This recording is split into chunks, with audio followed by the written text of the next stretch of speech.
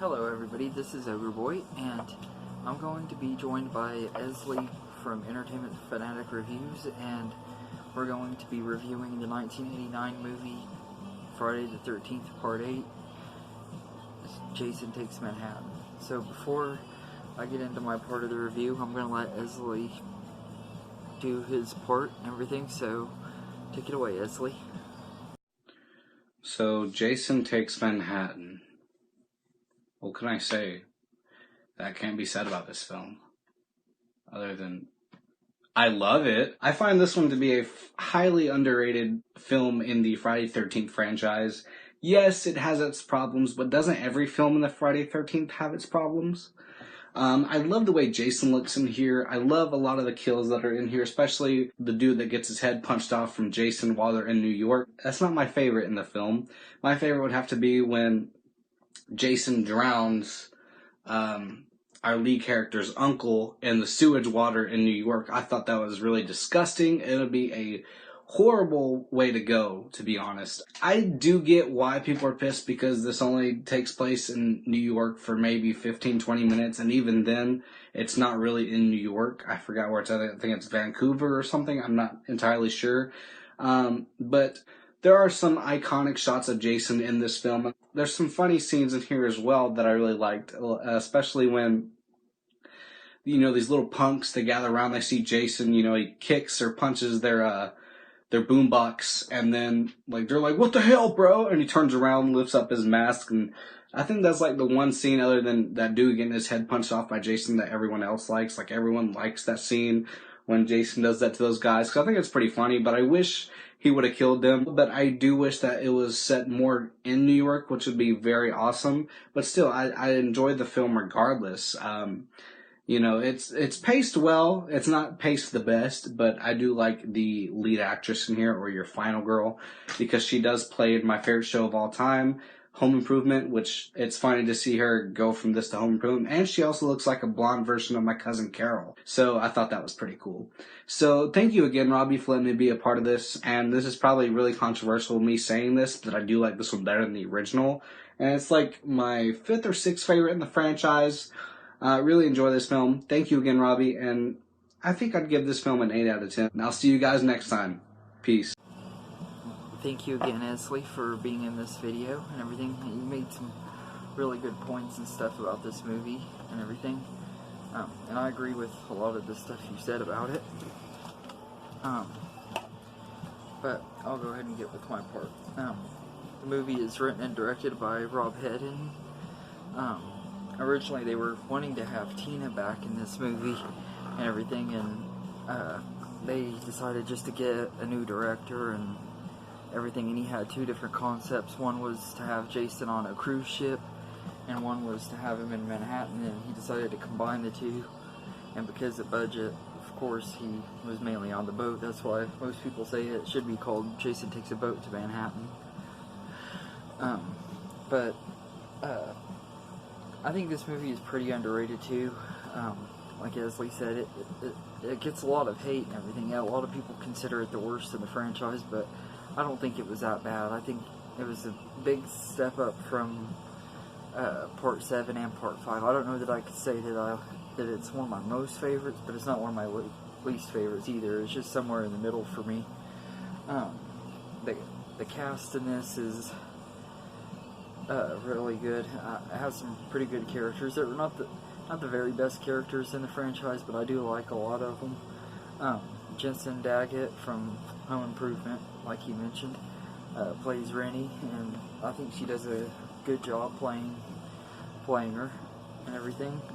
Scott Reeves plays Sean, who is her boyfriend, and he does a good job too.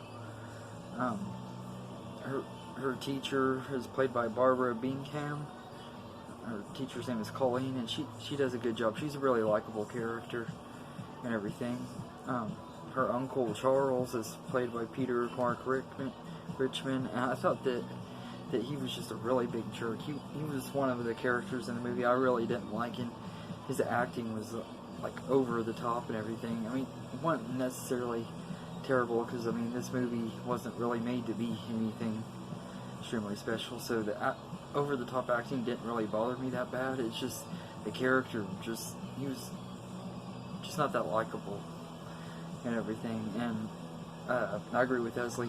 That death scene was crazy and everything. Although that wasn't my favorite kill in this movie, but I still think that it was a pretty crazy death scene and everything, and it really would be a terrible way to go. V.C. Dupree plays Julius, who is the one that Esley was talking about, gets his head knocked off and everything. I thought that was a really cool scene too. It always cracks me up when he punches Jason over and over again, starts getting tired, and Jason just hits him once and his head flies off into the trash can and everything. So I thought that scene was really humorous and everything, and it also shows how awesome Jason is and everything. It's just another reminder of why he's one of the best slasher characters out there. Kelly Wu plays Eva. This is her first movie, and I thought she was pretty good in it. I thought her death scene kind of sucked, though. All that happened with her was Jason just pretty much picked her up and choked her to death in the disco room. I thought that death was kind of dull, but this was her first movie, and I thought it was pretty cool that she was in this. She also played Lady Deathstrike in X2, which is my favorite X-Men movie, and the fight between Lady Deathstrike and Wolverine was my favorite fight scene in the X-Men franchise. So I thought that was really cool that she was in this. And she also voiced Stacy on Phineas and Ferb. I thought that was cool too. Charlene Martin plays Tamara, who's pretty much the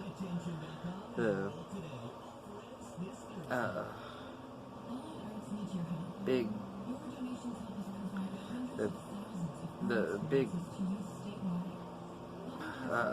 bully and stuck-up character, pretty much like the series that like they had in, kind of like they did with the last movie. She's just really stuck up, not very likable and everything, and she knocked Serenity off of the boat because she heard she's scared of water and everything. That right there should have gotten her expelled and kicked off the boat. They should have called and had someone come get her because of the fact that she pretty much attempted to murder her and everything. But she got a pretty decent death scene, I thought. When Jason breaks into the shower room with her and he breaks the mirror and kills her with the piece of the mirror. I thought that was pretty cool.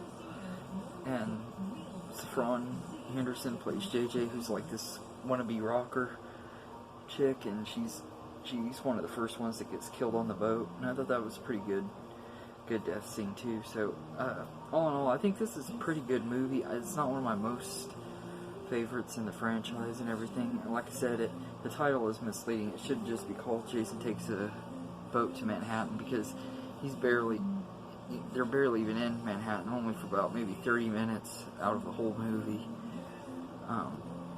And some of the pacing is a little bit off. This one's the longest one in the series and everything, but it's not too awful bad as far as the pacing goes and everything. And I do like how it feels claustrophobic and stuff, being on a ship and everything, and it being set outside of the campus, like they were trying to do something different. So I respect that as well. So I do think some of the kills could have been done better, because of course the MPA was messing around with them, so they didn't get as good of kills as they could have. But it still has some really good ones though. I think my favorite kill in the movie though would be either Julius getting his head knocked off, or when the guy's in the sauna thing, and he uses that rock and pushes it through his stomach. That was a pretty cool scene too. Also, that scene that Esley mentioned where they're in Times Square and he's going up and he takes his mask off and scares the hoodlums or whatever they are. I thought that part was really hilarious. It cracks me up every time. It's probably my favorite funny part of this whole franchise, except for maybe another one that's in one of the upcoming films that I'll talk about when I get to that one. But all in all, I think I agree with Esley. I'd give this one an 8 out of 10 as well. It's not the best in the series, but it's definitely not the worst. And like I said, I'd probably rate it somewhere in the middle of this franchise. Now, I'll know for sure when I do my ranking here in a few weeks or whatever, or a few days, not weeks, but a few days after I finish up the rest of the series. But anyway, that's our review for Friday the 13th, Part 8, Jason Takes Manhattan. Let us know in the comments what you think of this movie. Is it one of your favorites or one of your least favorites? Do you think it's underrated, or do you think it deserves the hate that it gets? Let us know. And be sure to check out Esley's channel, Entertainment Fanatic Reviews, and everything. And thank you again, Esley, for being in this video. And have a good day, everybody.